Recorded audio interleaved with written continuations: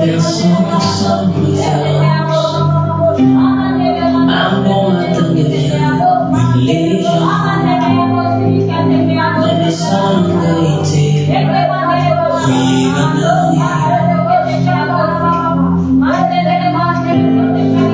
écoute la publique.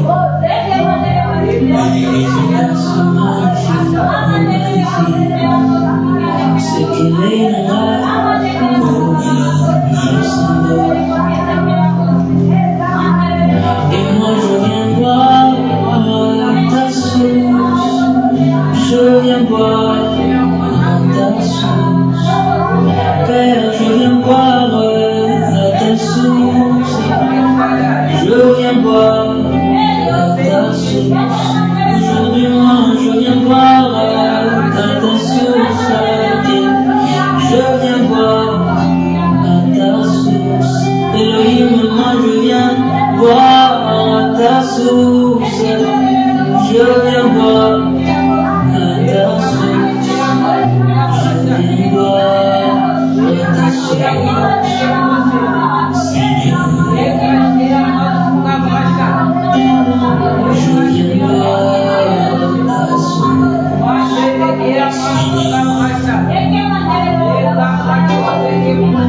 Tu m'appelais, je le sais, oui, je le sais.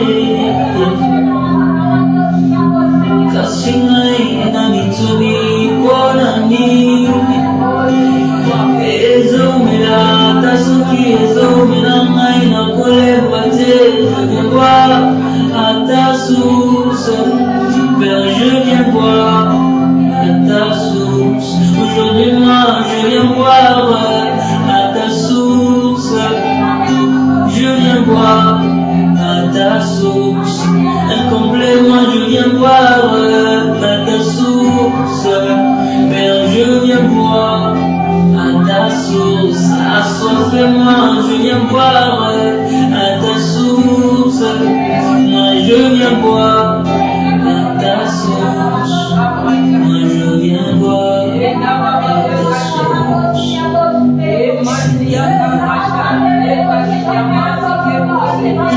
Oui, je viens boire à ta source, Seigneur. Je viens boire à ta source, je viens boire à ta source.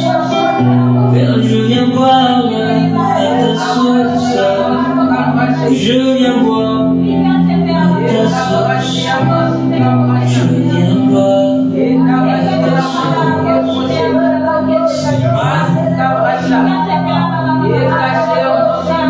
Moi je viens boire à ta source, Seigneur. Naye nanga komela naye nanga komela posa na yo, naye nanga komela naye nanga komela posa na yo, naye nanga komela naye nanga komela naye nanga komela naye nanga komela. Oh mon papa, je viens boire à cette source, je viens boire à cette source. Naye nanga komela naye nanga komela naye nanga komela naye nanga komela.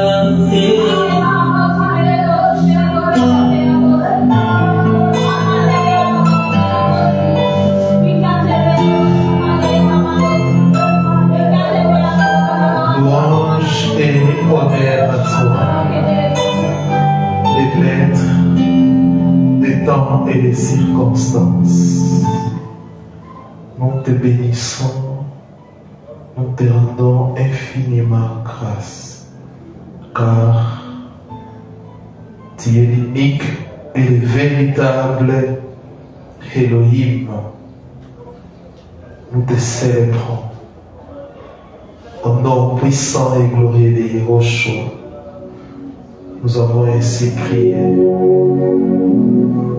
Amen. Je salue les gens qui nous suivent en direct sur notre chaîne, mais aussi sur les réseaux sociaux. Je profite pour vous annoncer notre grande retraite 2023 qui aura lieu du 28 au 30, du vendredi 28 au dimanche 30 juillet 2023 à l'IPN. La participation, elle est gratuite. Si Elohim vous convainc de donner quelque chose libre à vous, vous pouvez le faire. Mais venez en famille, enregistrez-vous pour que nous puissions bien organiser cette grande retraite. Nous allons encore enregistrer quelques émissions, non seulement à la télévision, mais aussi à la radio. Je vais vous donner les programmes. La vie abondante en Yahushua. La vie abondante en Yahushua.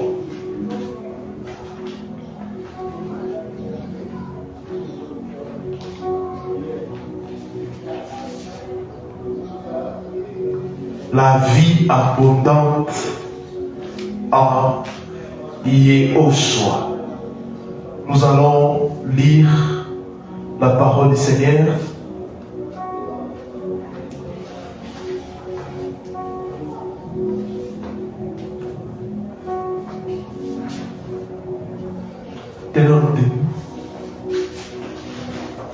Jean 10, 10. Jean chapitre 10, le verset 10e, il est écrit: le voleur ne vient que pour dérober, égorger et détruire. Moi, je suis venu afin que les brebis aient la vie et qu'elle soit dans l'abondance.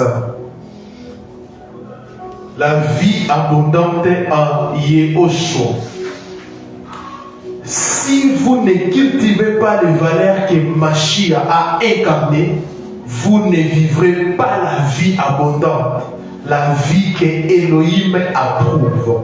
Elohim approuve la vie abondante et nous devons maximiser cette vie abondante. Deutéronome 33, le verset 19e. Je ne sais pas, les gens qui nous suivent en direct, est-ce que le son est bon? Faites-nous aussi, écrivez en commentaire si le son est bon.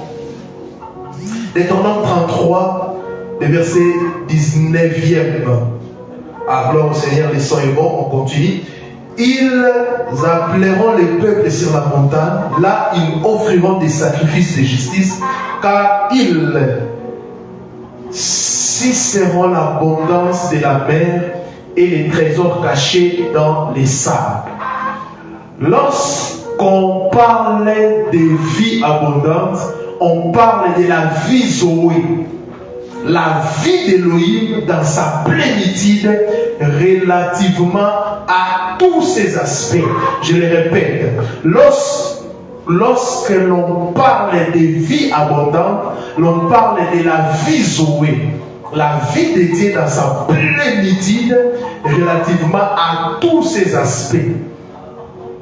Maximiser la vie abondante, c'est la capacité qu'un homme a à utiliser son meilleur niveau et tirer le meilleur de ce que Dieu met à sa disposition. Soulignez ça. Maximiser la vie abondante, c'est la capacité qu'un homme a à utiliser à son meilleur niveau et de tirer le meilleur de ce que Elohim met à sa disposition. Telle est une opportunité, par exemple. Ceux qui vivent la vie abondante, ou qui la manifestent sont donc les personnes qui ont simplement compris qu'il faut savoir tirer les meilleures des opportunités que la vie leur présente. Ceux qui vivent la vie abondante ou qui la manifestent sont donc les personnes qui ont simplement compris qu'il faut tirer les meilleures des opportunités que la vie leur présente. Vous voyez ça? Quand Yahushua parle de la vie abondante, c'est à tous les niveaux. Le Seigneur va faire du bien ce soir. C'est à tous les niveaux. Moi, je ne crois pas qu'un enfant d'Élohim, d'ailleurs, c'est ainsi, quand un enfant d'Élohim a des difficultés pour exceller, même dans le monde séculier, même partout où il passe, où il travaille, il a un problème, il n'a pas compris. La vie abondante, c'est à tous les niveaux. C'est savoir tirer les meilleurs de ce que Elohim met à notre disposition. Toutefois, sachez qu'il n'y a aucune vie qui s'améliore sans une prise de décision. La vie, c'est l'ensemble des décisions que nous prenons. Si tu prends des mauvaises décisions, tu vivras une vie médiocre. Il n'y a pas, je le répète, sachez qu'il n'y a aucune vie qui s'améliore sans une prise de décision. Demande aux gens qui ont vécu la main d'Élohim, demande aux gens qui ont constaté un changement dans leur vie. Et à un certain niveau, ils ont pris une décision. Une décision. Une décision. Ta vie n'a pas encore. Tu ne vis pas ce que Elohim veut que tu puisses vivre parce que tu n'as pas encore pris une bonne décision. Déjà, le fait de croire au Seigneur Yahushua, c'est déjà une bonne décision.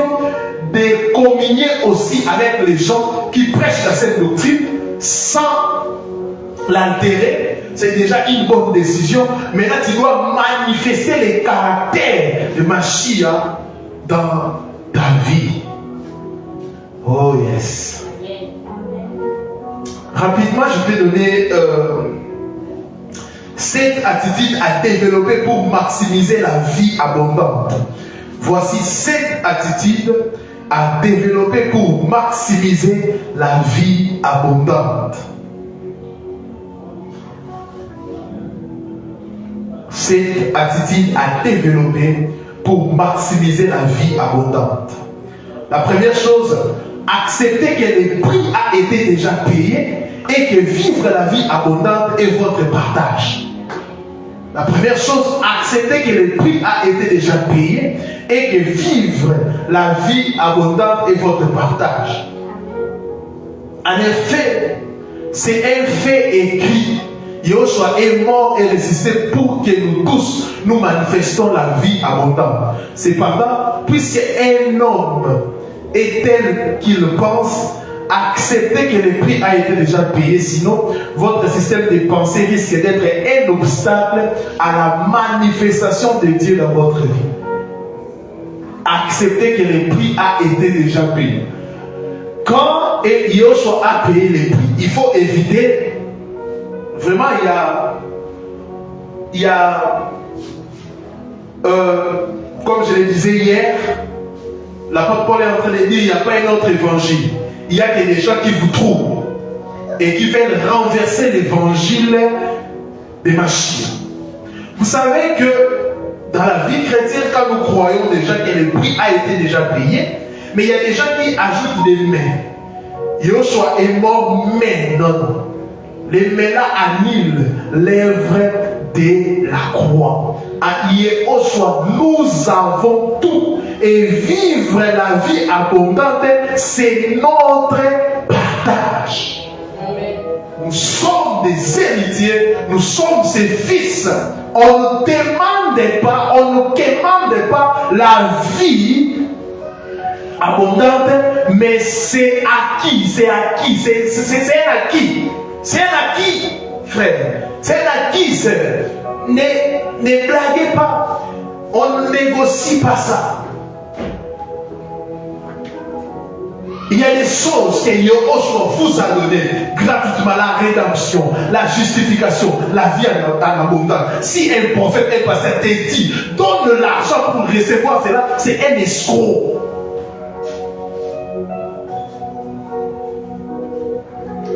Les acquis de la mort de Yahushua Hamashiach. Acceptez que le prix a été déjà payé. Je ne sais pas, c'est un message simple, l'évangile. Je ne sais pas comment les gens cherchent toujours à tordre la parole du Seigneur.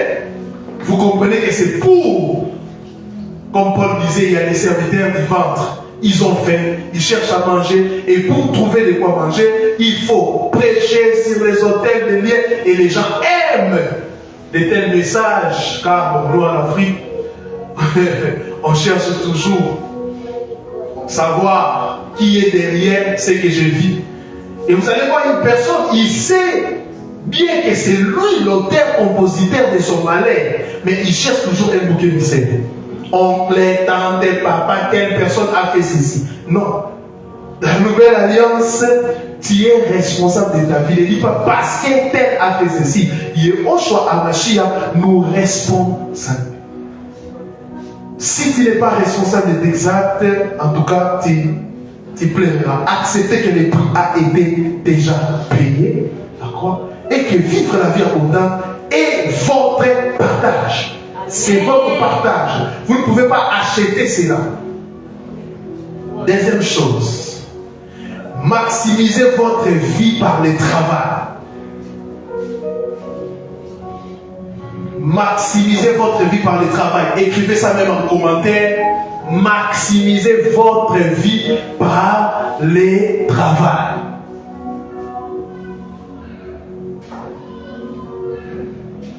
Aujourd'hui, on a une jeunesse, bon. La religion, les dénominations ont vraiment ils ont dérouté plusieurs personnes, surtout la jeunesse. Vous allez voir, ah Seigneur, elle tombe.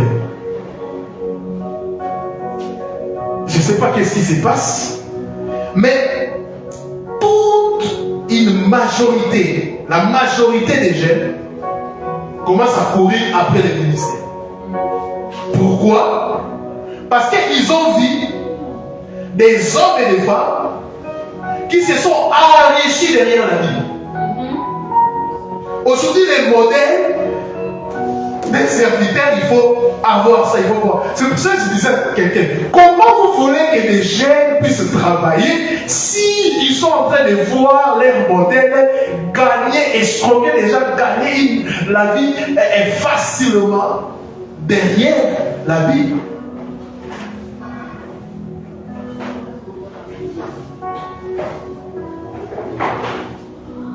Les gens refusaient la paix. Pourquoi dans la Bible les gens refusaient la paix? Parce qu'ils voyaient, ils disaient non, c'est une vie de consécration, mais aussi c'est une responsabilité. Mais aujourd'hui, il y a des gens eux-mêmes qui sont en train de courir après les appels. Seigneur, appelle-moi pour le succès et maximisez votre vie par le travail. Le travail, en effet, est destiné à rendre service aux autres et à Elohim. Le travail, en effet, est destiné à rendre service aux autres et à Elohim. Et Dieu veut que vous travailliez et que vous ayez des idées et investissiez. Elohim n'est pas contre ces choses. Sachez également que le revenu de la vie d'un homme est proportionnel au service qu'il rend aux autres. Ah oui. Le revenu de la vie d'un homme est proportionnel au service qu'il rend aux autres. Autrement dit, plus un homme sert les autres, plus il en tire une rémunération et davantage son revenu augmente. Donc si vous ne travaillez pas et ne diversifiez pas vos revenus, vous allez vivre une vie médiocre. La qualité de la vie d'un homme est en fonction de son niveau des revenus. Autrement dit, si vous ne produisez pas de richesses, vous allez vous affaiblir financièrement et finir par vous appauvrir puisque vous ne ferez que dépenser. Retenez que quand les revenus augmentent, la vie s'améliore. Alors, mettez-vous au travail. Mettez-vous au travail pour vivre la vie en abondance. Elohim bénit la sémence. Tu dois avoir la sémence et avoir le courage de s'aimer. Elohim va bénir ce que tu as semé. Elohim ne bénit pas tes pensées, il bénit tes actions. Elohim bénit les actions. Elohim bénit les actions. Maximisez votre vie par le travail. Par le travail. Parfois quand je corrige les mémoires, les textes, je regarde, je dis, Seigneur, Seigneur, dans 10 ans, 15 ans, 20 ans, mais on aura des abrutis au sommet de l'État. Qu'est-ce qui se passe? Qu'est-ce qui se passe? Maximisez votre vie par le travail. Sans le travail, vous ne pouvez pas vivre l'abondance. Et l'abondance commence toujours quelque part. C'est pour ça que la parole dit, ne négligez jamais les faibles commencements. Il faut commencer quelque part.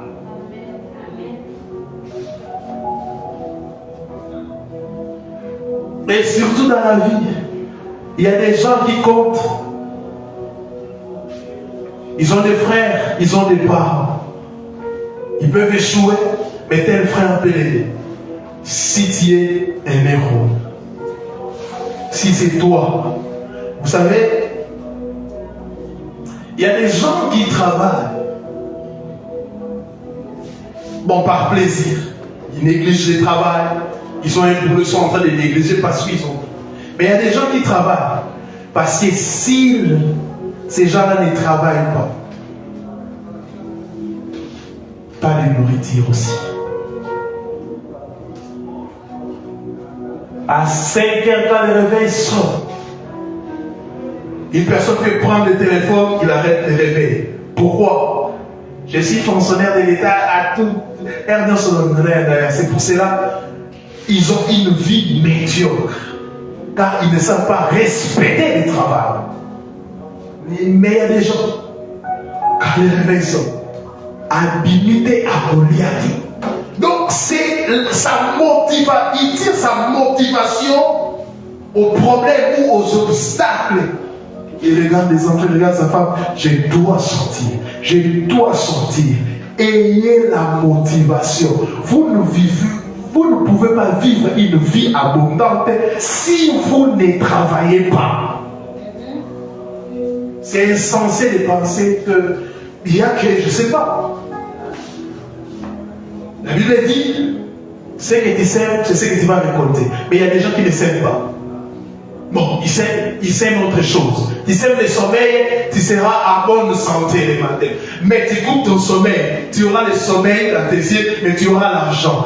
Or, les gens qui ont l'argent, ce sont ces gens qui sont en train de dominer et d'influencer le monde. Maximisez votre vie par le travail. Aimez le travail. Être chrétien n'est pas un suicide intellectuel. Paul faisait des tentes. Il y a eu des apôtres qui travaillaient durement pour nourrir leur famille, pour nourrir leur foyer, mais aussi pour aider les orphelins et les démunis. L'église, vous ne pouvez pas soutenir les orphelins des églises si vous ne travaillez pas. Travaillez, travaillez. Celui qui ne travaille pas ne peut jamais manger. Mais vous voulez manger sans travail.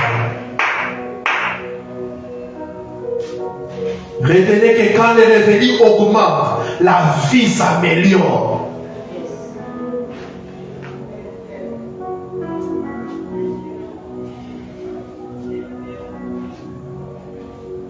Oh, l'argent, ce n'est rien. Qui t'a dit ça? L'essentiel, c'est le salaire. L'argent n'est rien. Ok. 3. Garder l'objectif et rester constant. Garder l'objectif et rester constant.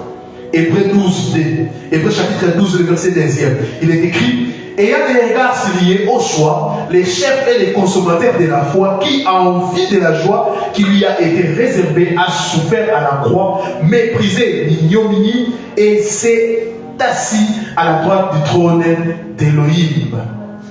Yoshua avait les yeux fixés sur l'objectif. L'objectif, c'était quoi? Les saluts de l'humanité. À cause de cet objectif, il a accepté de souffrir à la croix. Il avait l'objectif. Manifester la vie abondante va nécessiter que vous soyez un enfant d'Élohim, tenace, et que vous gardiez les yeux fixés sur le but de votre vie. Quel objectif conduit votre vie? Qu'est-ce qui dirige vos pas? Quel objectif conduit votre vie? Il y a quel objectif? Cette année, il y a quel objectif? Tu marches comme, je ne sais pas moi, un animal, tu n'as pas d'objectif.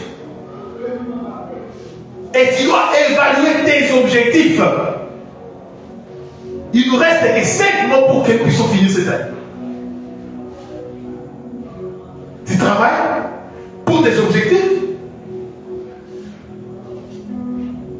Tu penses que la vie va se limiter avec, c'est comme 100 000 francs que tu gagnes ou 20 dollars comptés dans? Quel objectif conduit votre vie? Sachez que ce sont les objectifs qu'un homme se fixe qui l'empêche d'abandonner quand les difficultés se dressent devant lui. C'est lui qui a des objectifs, n'abandonne jamais. Sinon, vous n'êtes pas tenace dans la poursuite de votre objectif, vous allez finir par abandonner. Or, c'est dans quoi vous êtes constant qui devient votre domaine de compétences. Faites les choix, prenez la décision de vivre la vie abondante et donnez-vous les moyens de l'atteindre.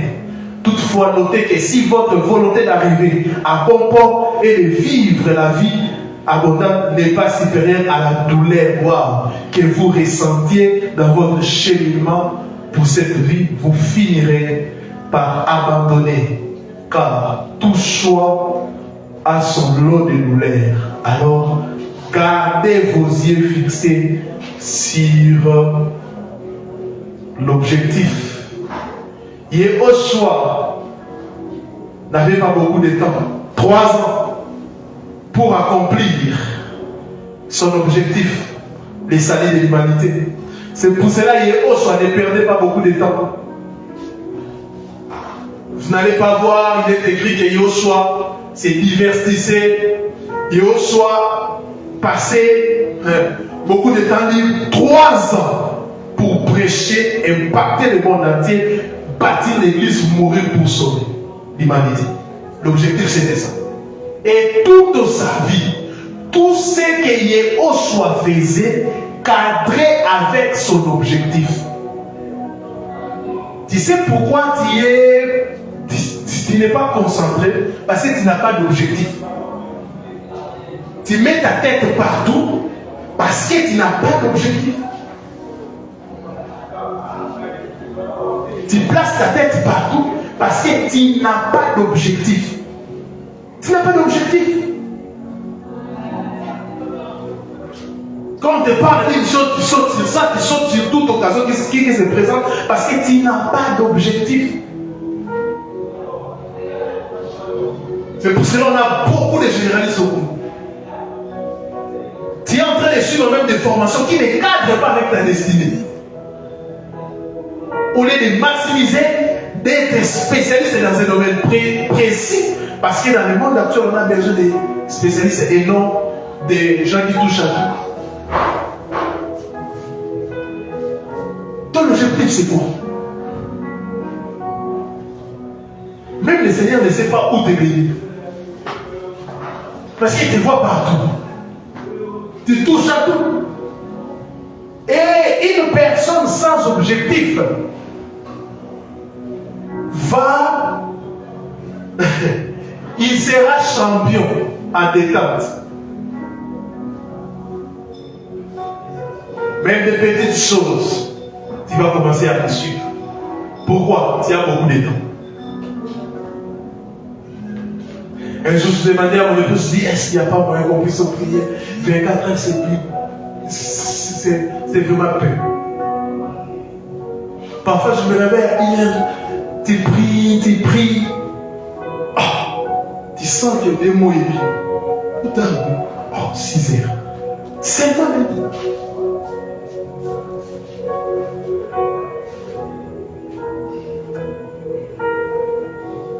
Le monde est en train d'évoluer. L'âge avance, mais toi, tu es sans objectif. 4e chose, cultiver les valeurs. Cultiver des valeurs. Matthieu chapitre 7, le verset 6e. Matthieu 7, 6. Ne donnez pas les choses saintes aux chiens et ne jetez pas vos perles devant les pourceaux, de peur qu'ils ne les foulent aux pieds et ne se retournent et ne vous déchirent. Yoshua était très, c'est pas moi, radical. Il avait des mots. Ne donnez pas les choses saintes aux chiens. Là, il parle aux hommes. Et ne jetez pas vos perles devant les pourceaux, de peur qu'ils les foulent aux pieds, ne se retournent et ne vous déchirent.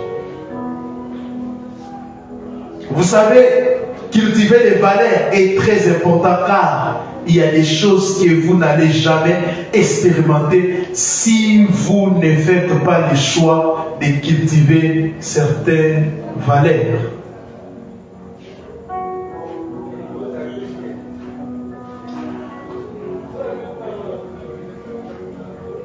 Écoutez, prenons l'exemple de la loi de la reconnaissance. La loi de la reconnaissance nous enseigne que ce qu'un homme reconnaît et respecte, c'est ce qu'il expérimente dans sa vie. Mais si vous ne cultivez pas cette valeur, c'est fini. Amen. Alléluia. Ainsi, dans les choix de vivre une vie abondante, il est important de cultiver les valeurs chrétiennes qui ont pour base la parole d'Élohim, car les socle de la vie abondante, c'est lié au choix. C'est lié au choix. C'est un homme, c'est lié au choix, à Mashiach. En conséquence, si vous ne cultivez pas les valeurs que Yoshua a incarnées, vous ne vivrez pas la vie abondante, la vie que Elohim approuve. Ces valeurs sont donc comme des garde-corps qui nous maintiennent dans la volonté d'Élohim, nous aident à considérer les choses spirituelles et à faire ce qui est juste. Nous avons des royaumes, le royaume d'Élohim et le royaume du diable. Dans chaque royaume, il y a des valeurs qu'il faut cultiver. Si tu te dis chrétien, mais sans cultiver les valeurs du royaume, perdu, tu n'auras rien. C'est pour cela plusieurs personnes s'étonnent. Les gens sont en train de prier beaucoup, mais on ne voit rien. Mais est-ce que les gens sont en train de prier en cultivant les valeurs du royaume? 5. Pratiquez les biens et soyez reconnaissants. Pratiquez les biens et soyez reconnaissants. Galates 6, 10. Galates chapitre 6, le verset 10e. Ainsi donc, pendant que nous avons l'occasion, pratiquons les biens envers tous et surtout envers les frères dans la foi. 1 Timothée 5, 8. Si quelqu'un n'a pas soin des siens et principalement des ceux de sa famille, il a renié la foi et il est pire que l'infidèle. 1 Timothée 5, 8.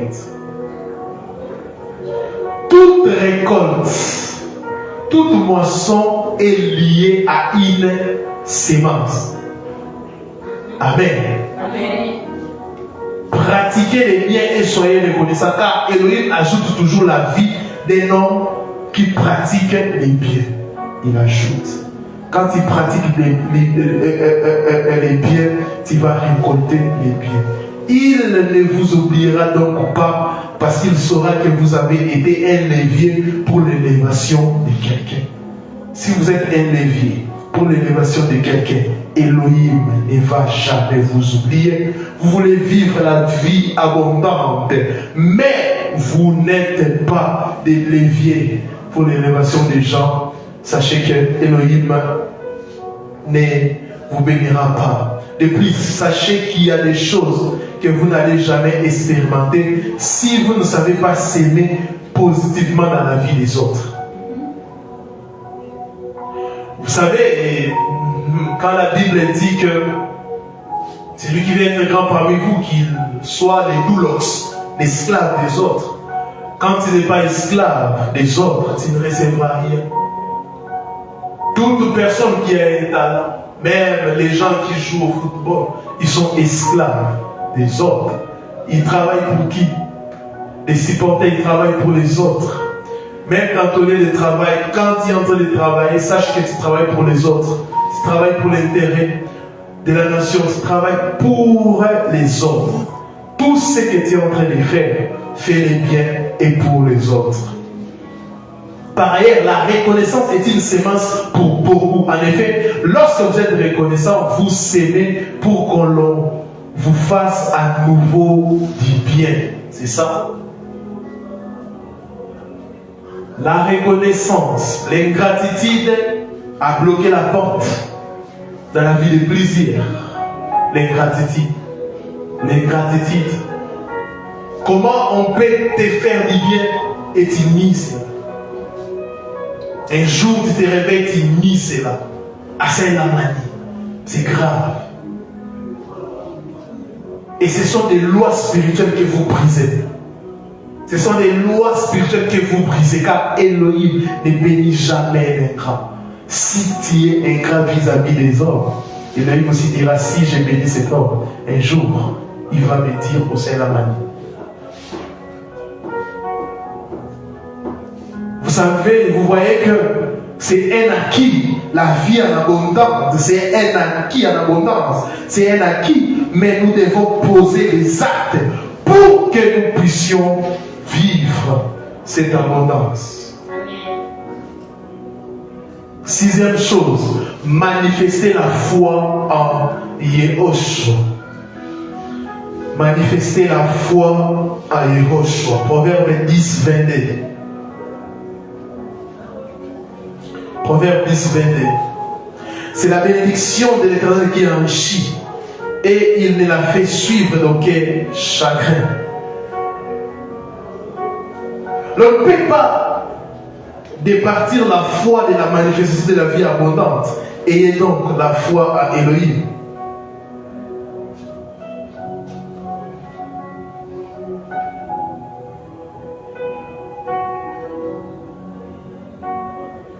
La foi.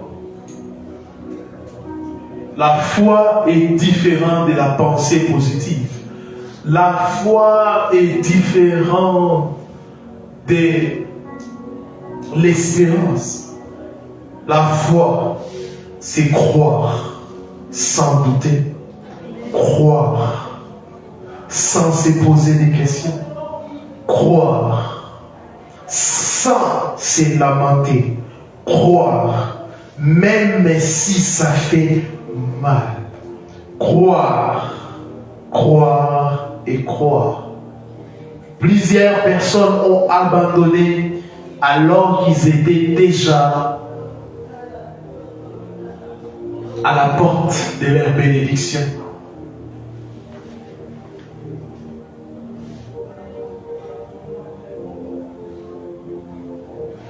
Alléluia. Amen. Septième chose, réinventez votre vie.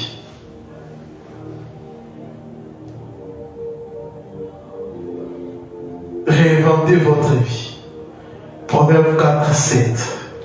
Voici les commencements de la sagesse. Acquiert la sagesse et avec tout ce que tu possèdes, acquiert l'intelligence.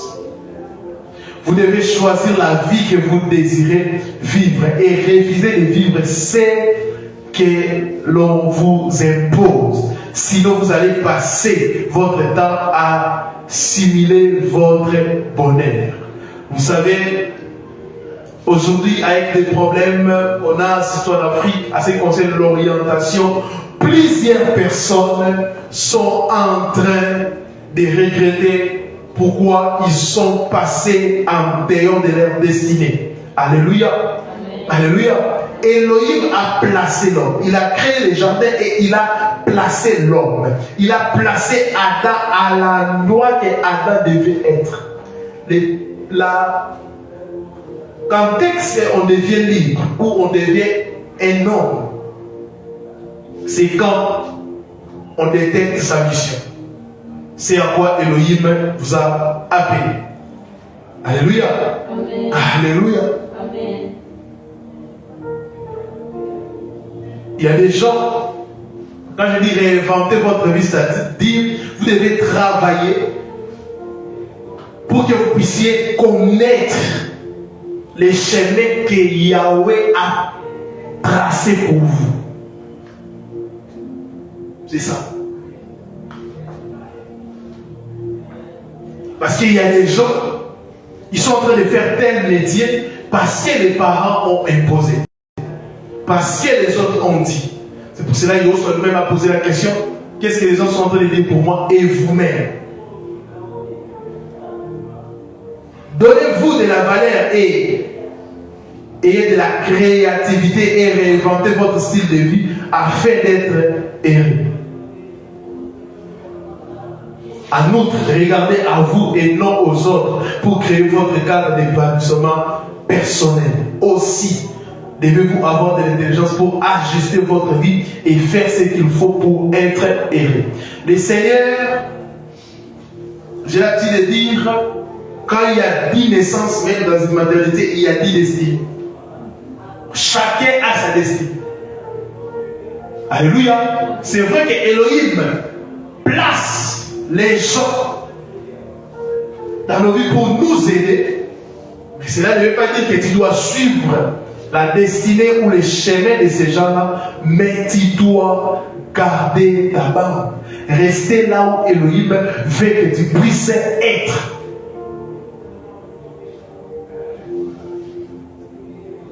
Et dans les chemins qu'Elohim a placés pour toi, il y aura des problèmes, il y aura des difficultés, il y aura des combats. Tu ne vivras pas les combats que les autres sont en train de vivre. Tu auras tes propres combats, tes propres problèmes, et tu dois accepter. Et ne pense pas que les problèmes que tu es en train de rencontrer sur ton chemin, c'est plus grand que les problèmes des autres. Non. Chacun a sa route. Alléluia. Amen. Alléluia. Amen. Peut-être toi tu es la deuxième vitesse, mais l'autre est déjà à la sixième vitesse. Il vit des grands combats et toi tu dis, ah lui il vit des grands combats. Ou toi qui es en train de vivre les grands combats, tu dis, mais lui c'est pas des petits combats, tu ne sais pas. Il est dans quel niveau? C'est Elohim, c'est. C'est pour cela, acceptez de prendre des risques. Travaillez d'abord pour vous-même. Travaillez d'abord afin que vous puissiez accomplir les plans d'Elohim. Proverbe 8:12. Moi, la sagesse, j'ai pour demeure le discernement et je possède la science de la réflexion. Proverbe 8:12. Écoutez. La vie d'un homme commence à progresser quand il commence à réfléchir. Je le répète, la vie d'un homme commence à progresser quand il commence à réfléchir. C'est pour cela qu'il dit quoi? Au temps des malheurs, réfléchis. En effet, si vous êtes une personne qui aime réfléchir, vous verrez que vous trouverez les solutions à tous les obstacles qui se dresseront devant vous, car vous possédez l'esprit supérieur. La vie de l'homme commence à progresser quand il commence à réfléchir. Et aujourd'hui, au temps des malheurs, réfléchis.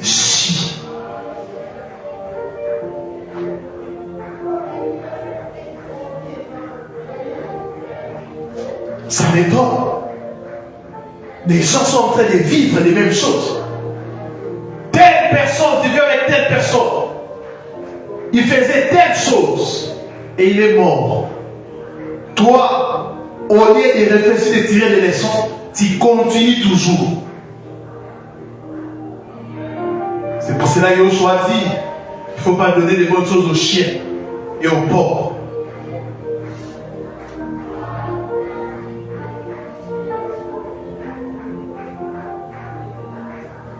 J'aime le dire qu'être chrétien n'est pas un suicide intellectuel. La vie d'un homme commence à progresser quand il commence à réfléchir. Lisez même la vie des hommes dans la parole. Vous allez voir. Vous allez voir que plusieurs personnes ont vu la main d'Élohim quand ils ont commencé à réfléchir, à se poser des questions. Pourquoi telle chose? Qu'est-ce qui nous arrive? Qu'est-ce que nous avons fait? Pourquoi telle chose? Pourquoi? Et quand tu poses des questions, réfléchis, tu commenceras à chercher des réponses. Ne cherche pas les réponses ailleurs. Les réponses. Ne cherche pas les réponses ailleurs, mais dans ta propre vie. Dans ta propre vie. Elohim a déjà fait sa part. Elohim nous a déjà donné la vie. Il dit lui-même les passages que nous avons lus. Les voleurs ne viennent que pour dérober, égorger et détruire. Moi, je suis venu afin que les brebis aient la vie et qu'elles soient dans l'abondance. Une vie abondante. Les voleurs ne viennent que. La mission du diable, c'est de dérober, égorger et de détruire. C'est ça la mission du diable. Mais Yehoshua, il est venu pour donner la vie. Et la vie, il pouvait dire tout simplement, je suis venu donner la vie. Point barre. Mais quand il insiste, il dit qu'une vie abondante, c'est que l'homme aussi a sa part de responsabilité. Si vous mettez ces 7 choses en pratique, vous allez voir. Vous allez voir. Vous allez voir. Plusieurs pensent que le prix que Yoshua a payé à la croix, c'est limite seulement dans la dimension spirituelle. Non. Pas seulement dans la dimension spirituelle, car la Bible est en train de dire, vous êtes bénis de toutes sortes de bénédictions dans les lieux célestes. Toutes sortes de bénédictions. Toutes sortes de bénédictions. Ce n'est pas à un homme de te donner ces choses. C'est déjà un acquis. Tu dois puiser dans les lieux célestes, recevoir toutes sortes de bénédictions et mettre en pratique et venir avec ces bénédictions dans les lieux célestes et impacter ton environnement, impacter le monde et impacter ta vie. Si vous ne faites pas ça, vous allez regretter. Vous allez regretter. Et vous allez vivre une vie médiocre. Une vie médiocre. Être heureux, c'est accomplir ce à quoi Elohim t'a appelé. C'est ça. Être heureux, c'est ça. Être heureux, ce n'est pas avoir des belles maisons, des voitures qu'on sort. Être heureux, c'est d'abord accomplir. C'est pour cela que vous allez voir plusieurs personnes, d'autres personnes n'ont pas beaucoup de choses, mais ils sont dans la volonté d'Elohim, ils ont la paix et la tranquillité. Le diable, c'est la destruction et la perte. Que Yehoshua Mashiach vous bénisse abondamment. Tenons-nous debout, nous allons prier.